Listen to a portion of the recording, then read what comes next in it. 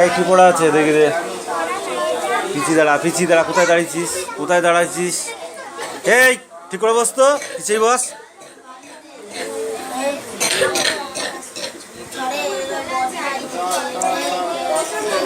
এই অঙ্কগুলোকে খাতায় করতে বলেছিলাম, বইতে করতে বলেছিলাম আমি? বল, বইতে লিখতে বলেছিলাম? আরে হাতে ধরেছি সেগুলো কই? এখানে কই?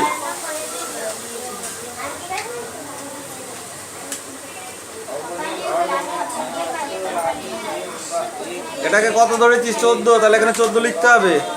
খাতায় ঠিক করে নেওয়া যায়, যা ঠিক করে নেওয়া যায়।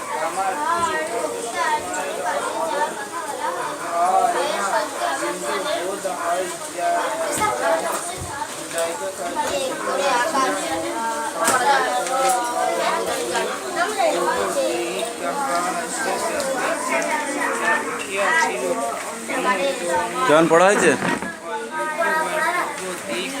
পড়া দিইনি? বলবি তো?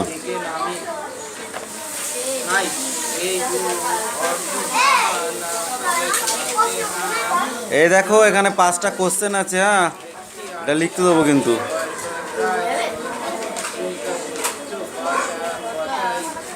এটাই 5টা কোশ্চেন, ওই 5টা কোশ্চেন লিখতে দেবো।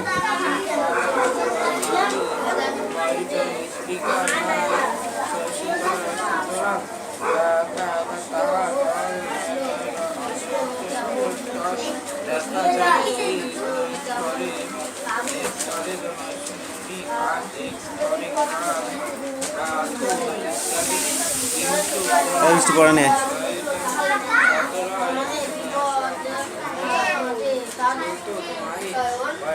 ওইখানে দাঁড়া,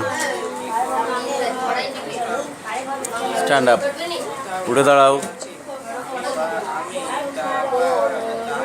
মৈত্রী দেবীর লেখা দুটি বইয়ের নাম বলো। সুমি, বইয়ের দিকে তাকাবি না।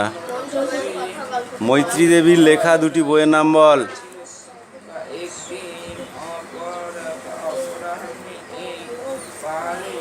তুই বল, বল মৈত্রী দেবীর লেখা দুটি বইয়ের নাম বলো। বৃষ্টি বল। স্বর্গের কাছাকাছি আর নন্নতে। দেবরাজ বলো, তিনি কত সালে পদ্মশ্রী উপাধি পেয়েছিলেন? দাঁড়াও। অদিতি বল।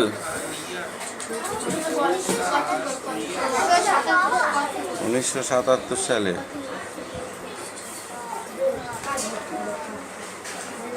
কেউ বলো, কবিতায় শিশুর দল ছুটে যেতে চেয়েছিল কেন? কবিতায় শিশুর দল ছুটে যেতে চেয়েছিল কেন? চয়ন বেশি কথা যাচ্ছে, কিচ্ছু দেখা দেবে না, তুই তোরটুকু কর। এই তোমার পড়া হয়েছে? কিসে পড়ো তুমি? পড়তে পেরেছিস? পড়া রেডি হয়েছে?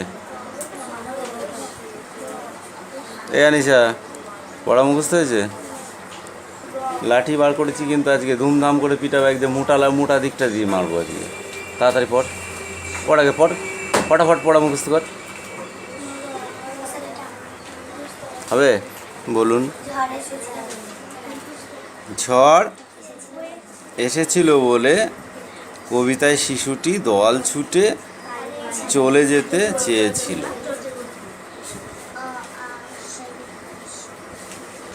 বৃষ্টি বলো, চারিদিকে দুপুরবেলা চারিদিকে অন্ধকার হয়ে গেল কেন?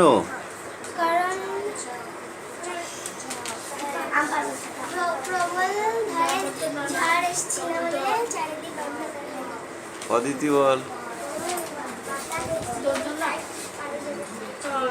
তুই বল।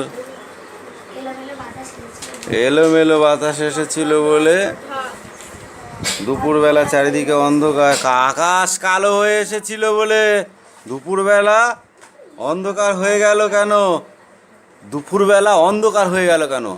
এখন হঠাৎ আকাশটা অন্ধকার হয়ে যেতে পারে যদি কালো মেঘে সব ঢেকে যায়, তাই তো? উল্টো পাল্টা বলছিস কেন? পালিয়ে গেল অনেক দূরে, কে পালিয়ে গেল? পালিয়ে সে কোথায় গেল? Don't talk. পালিয়ে গেল অনেক দূরে, কে পালিয়ে গেল? পালিয়ে সে কোথায় গেল? এই কামাই করলেই ফাইন বলে দিয়েছি কিন্তু আগের দিন আমি, মনে থাকবে? মাঠটা ফ্রি। বল।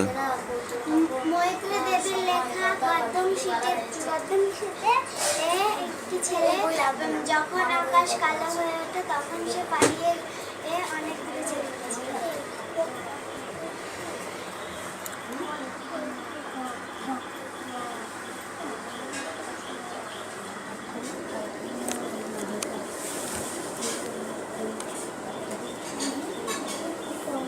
অদিতি বল দেখি। ঝড়ের সঙ্গে শিশুর মনে কিভাবে মনে কিসের তুলনা কবিতায় ধরা পড়েছে?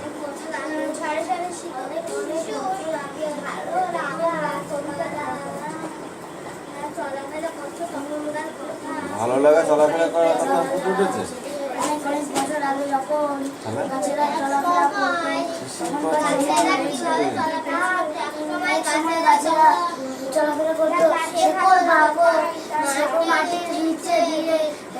বল বল বল বল। ঝড়ের সঙ্গে শিশুর মনে কিভাবে কিসের সঙ্গে তুলনা কবিতায় ধরা পড়েছে? বলো। যখন ঝড় ওঠে তখন শিশুটি যখন পালিয়ে অনেক দূরে চলে গিয়েছিল তখন তার এই কুড়ে ঘরের সঙ্গে দেখা হয়। কুড়ে ঘর দিয়ে সেই কুড়ে ঘরের তার মনে ভাবনা ছিল যে যদি ঝড়টা থামে তাহলে সেই কালি, আমার মনের ভাঙা কালি সেই মেঝের উপর ফেলে দেবে। মেঝের উপরে কালি ফেলে দিলে যেমন কালো হয়ে ওঠে, তেমন আকাশটাও যেন কালো হয়ে উঠেছিল। ঠিক আছে। সাত সাগরের নাম তোমার শিক্ষকের থেকে জেনে নিয়ে খাতায় লেখো। সাতটা সমুদ্র কি কি আছে বল? প্রশান্ত, গঙ্গা, তারপর আটলান্টিক, ভারত মহাসাগর,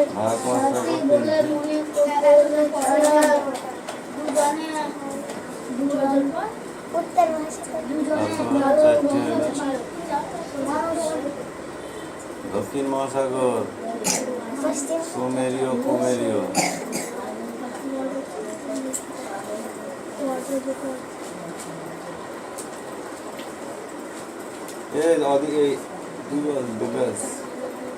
ঝড়ের সময় নদী বা সমুদ্রে থাকলে কি ধরনের বিপদ ঘটতে পারে বলে তোমার মনে হয়?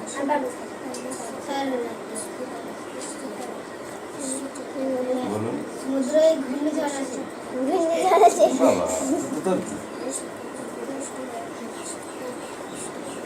ঠিক করে বল, নাহলে কিন্তু পিটালাম। বল। শুধু এইটুকুনি?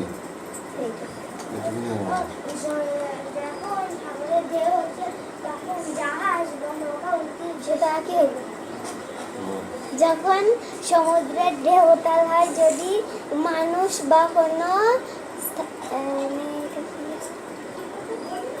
যানবাহন থাকে তাহলে তার বিপদ ঘটে। যে কোনো টাইমে বিপদ ঘটতে পারে। এত পড়া পড়েছিস। মধু আনতে বাঘের মুখে, শিবশঙ্কর মিত্রের লেখা। কার লেখা? শিবশঙ্কর মিত্র। মধু আনতে বাঘের মুখে। মধু আনতে গল্পটির নাম কি? মধু আনতে বাঘের মুখে। কোথায় গেছিল মধু আনতে?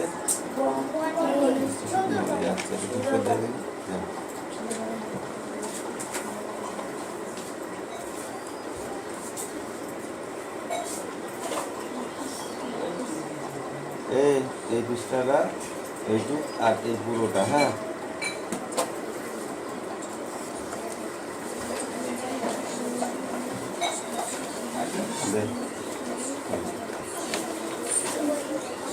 Stand up.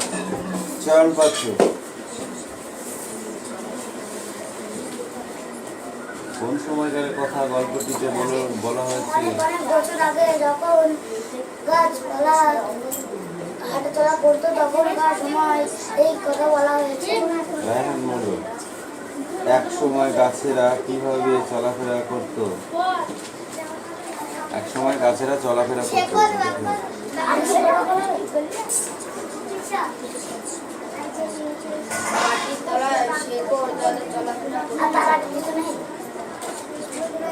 কি বল?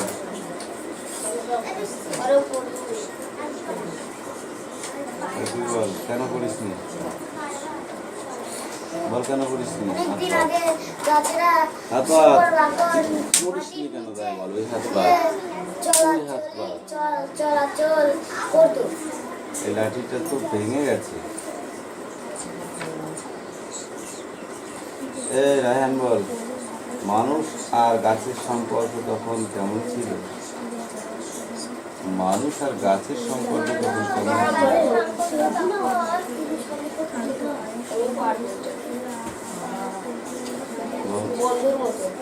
বন্ধুর মতো। চয়ন বলো, মানুষ গাছের শাখা প্রশাখায় কি কি ঝুলিয়ে রাখত? ব্যাগ, থলে, বাক্স, বাক্স, লটরা, হ্যাঁ, আর থলে। বয়স্ক মানুষদেরকে গাছ চলিয়ে যায়।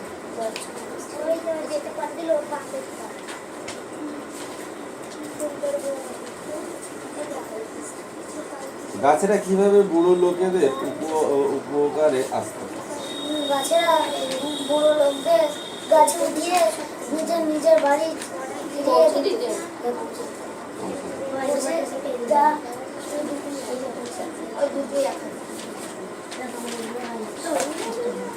জঙ্গল থেকে ফেরার পথে একদল লোক কি করলো? তারা হাঁপিয়ে গিয়ে ব্যাগগুলো গালে ঝুলিয়ে গাছে ঝুলিয়ে গেছিল। গাছরা মন খারাপ করেছিল। গাছেরা অপমানিত বোধ করলো কেন? কি বল? গাছেরা অপমানিত বোধ করলো কেন? জঙ্গল থেকে যে লোকটা আসছিল গাছের ডালে ঝুলে গিয়েছিল। এত হাড়ের ওজনের জিনিস গাছে ঝুলিয়েছে যে গাছই ঝুলে গেছে। সেই থেকে গাছ চলাফেরা করাই বন্ধ করে দিয়েছিল। পৃথিবী শব্দ অর্থ কি হবে? শব্দ অর্থ, এই শব্দ অর্থ করা পড়ে আসবে, কিচ্ছু করতে হবে।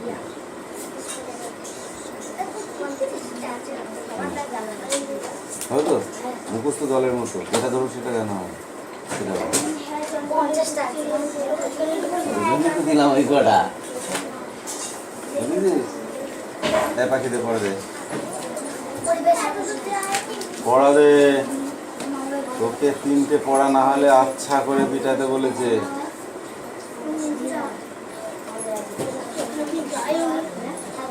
গোবক, গোবক মানে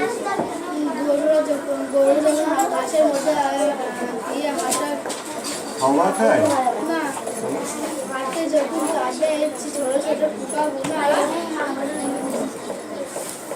ছোট পোকা গোনা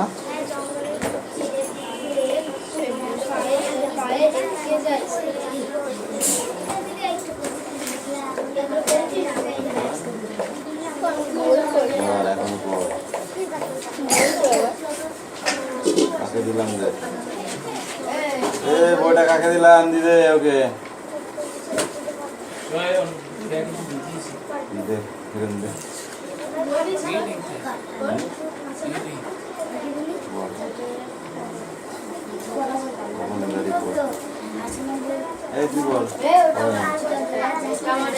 সেই কালে হর করা নাম ইংরেজি পত্রিকায় দেখিতাম একজন মিলিটারি সাহেব prayed by a Vitanto, I bring the Daiva Batucho.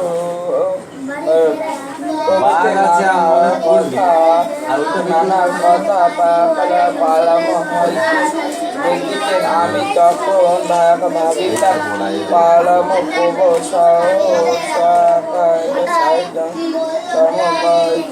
Krishna সুখে স্থান তখন জানিতাম না যে পালাম শহর মায়ের চলে খেলা করে পরম মায়ের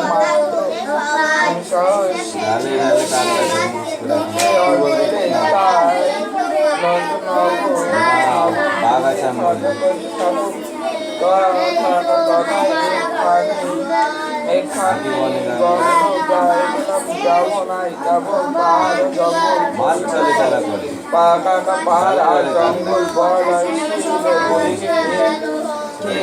অনুভব করেন বলিতে পারি না যাহারা কৃষ্ণচন্দ্র কর্মকার কৃত পাহাড় দেখেছেন আর যাহাদের পার্শ্বে শ্রীরাম শান্তি সংবাদ বাহক ভারবেরান্তা জঙ্গল আছে তাহারা যে এই কথা সমগ্র অনুভব করিয়া লইবেন ইহারা তার সন্দেহ নাই কিন্তু অন্য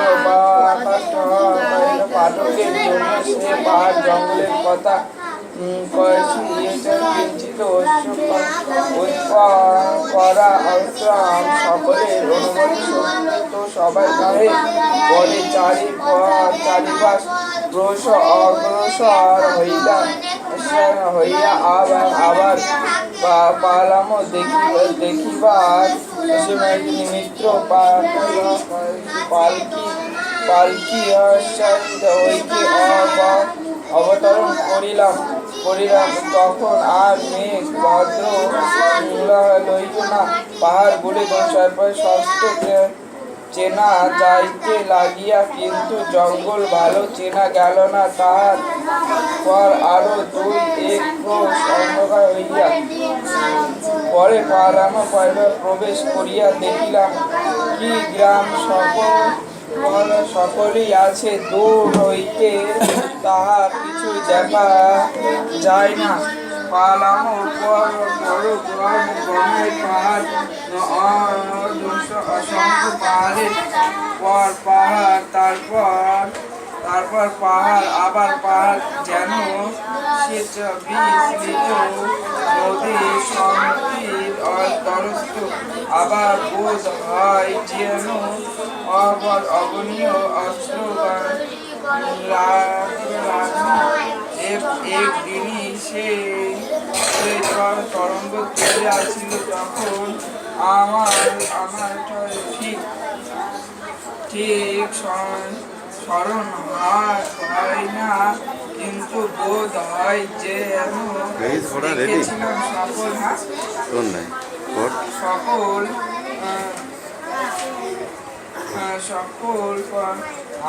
সকল নাহি যাচ্ছে আমি তাহা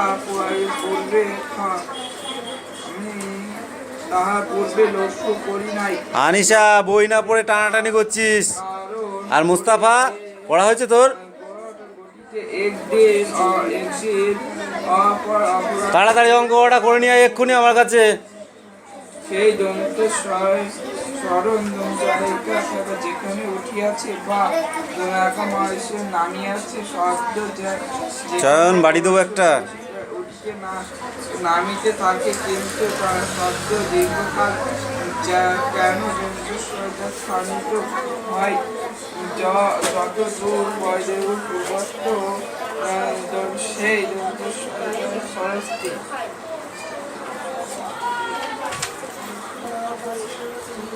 আছে তত দূর পর্যন্ত কেন যায় তাহা কিছুই বুঝিতে পারিলাম না ঠিক যেন সেই সরস্বতী শব্দ কন্ডাক্টর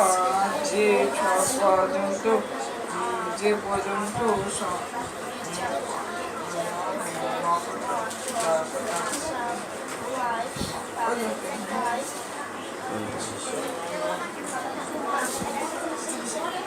নন কন্ডাক্টরের কন্ডাক্টরের সঙ্গে প্রশংসা সংস্থাপন না হয়ে যে পর্যন্ত শব্দ ছুটিতে থাকে।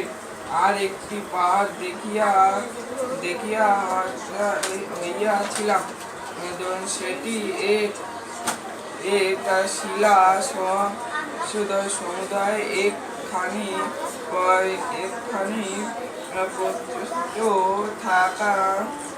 থাকাতে একেবারে কোথাও নাই।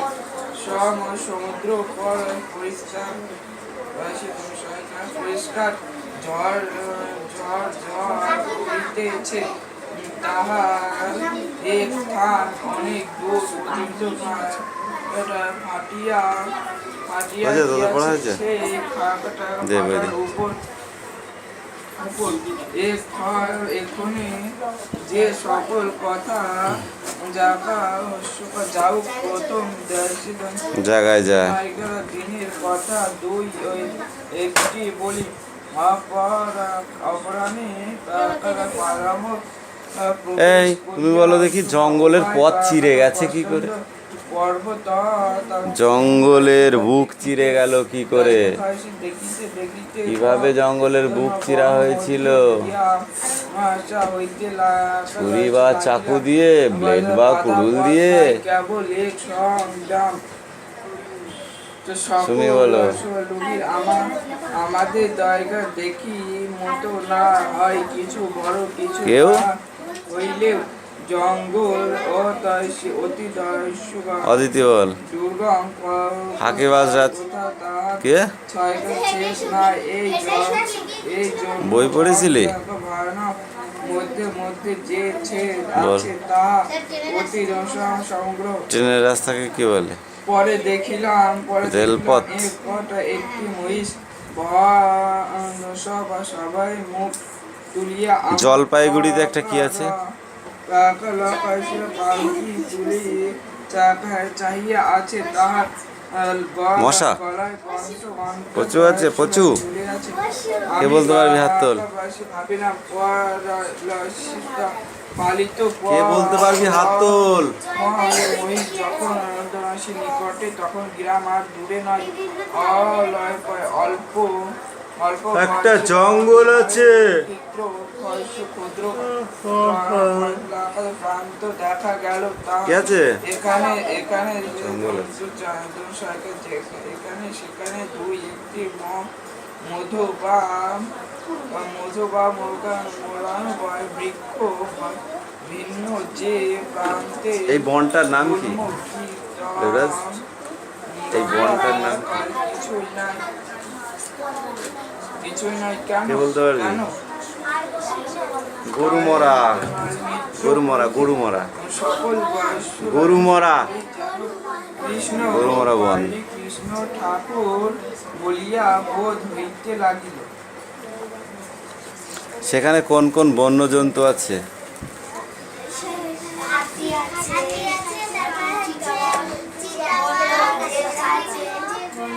মশা, মাছি, ইন্দু, ছুঁচো আছে? সব আছে। পালামো লেখক কে?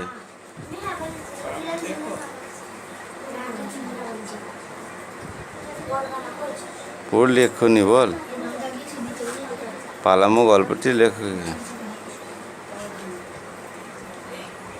সঞ্জীব চন্দ্র বন্দ্যোপাধ্যায়। সন্দীপ না কি তাই? সঞ্জীব চন্দ্র চট্টোপাধ্যায়। এইগুলোর যে শর্ট কোশ্চেন আছে ওগুলো ওখান থেকে, নাহলে এখান থেকে ধরলে পারবি নি।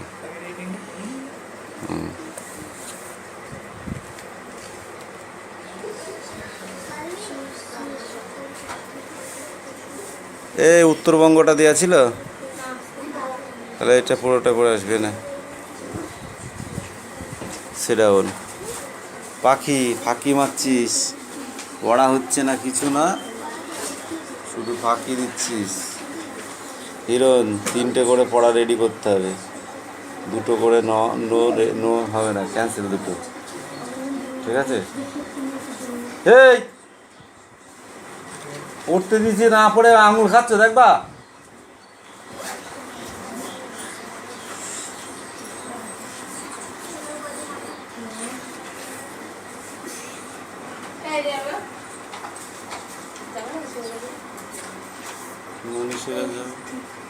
মনীষের দ্বারা যেতে হবে।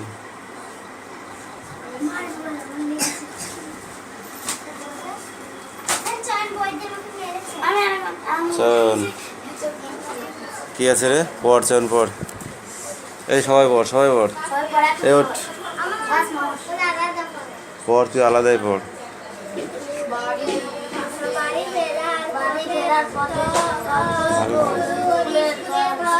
আলিশ লাগছে, গরমে কাজ বেশি, কাজ বেশি করে যাচ্ছে। আবার উঠেছে কখন জানিস?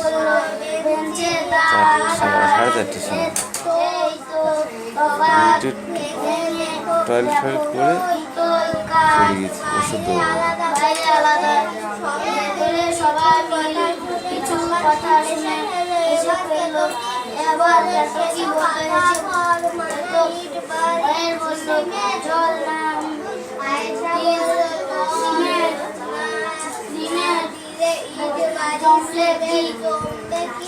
এ দিদি কটা করে আইসক্রিম খাস দিন? কটা খাস? 4টে না 2টো? বাড়ির কথা ভুলে গেলে এই সবাই এসে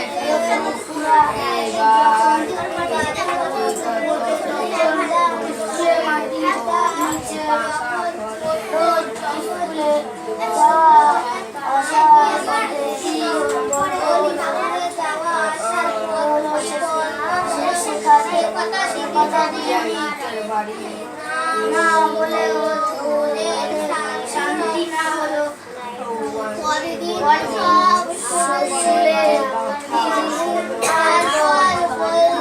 এখনো অনেক মাটির বাড়িতে থাকে।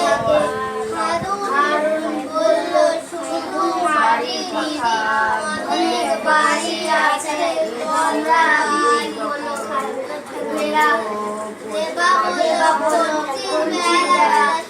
তৈরি করা তার উপকার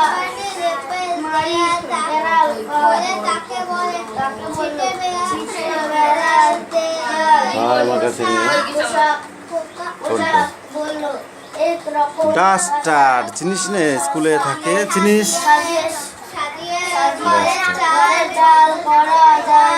আমি ছবিতে দেখেছি, দিদি বললেন তাহলে দেখো তোমার কত অনেক বাড়ি, কত রকমের দেওয়াল আছে, চালের কথা বলতে পারবে কি দিয়ে সেগুলো তৈরি করে তাও জানো? এ বৃত্তান্ত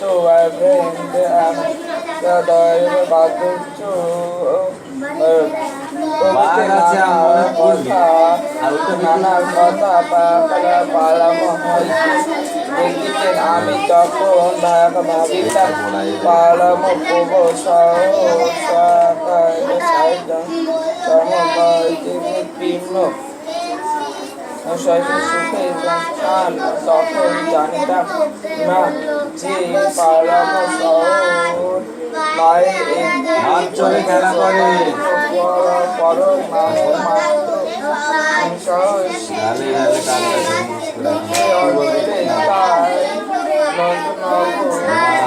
বাগাছা